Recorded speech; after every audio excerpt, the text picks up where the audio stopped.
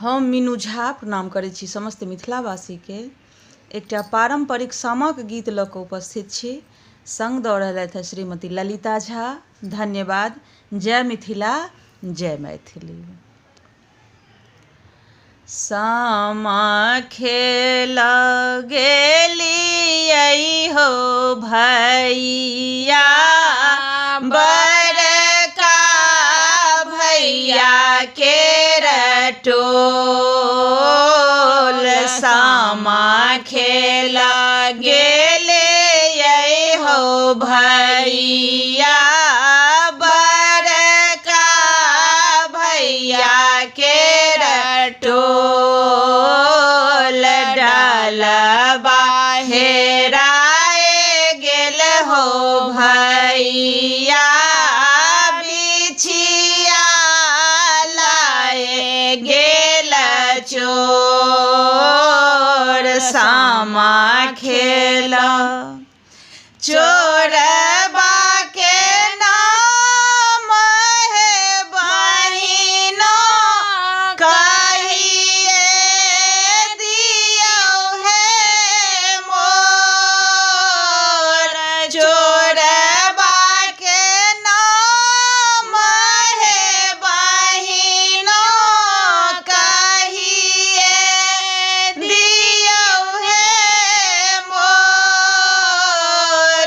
एक मुट्ठी खरही हो भैया, तकरे करहै जोत। सामा खेल गेलियै हो भैया, बड़का भैया के टोल।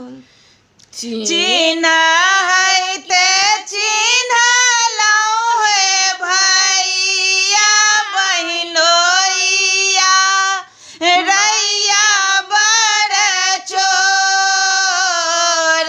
चिन्हैते चिन्हलौं हो भैया, बहिनोइया रैया बड़ चोर।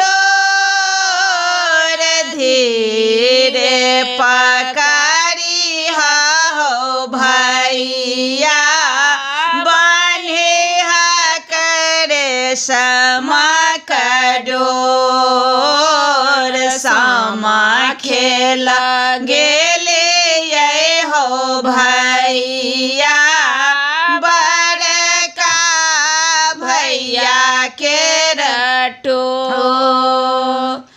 उनटा बन्हिहक हो भैया, करे जबा सालै हे मोर।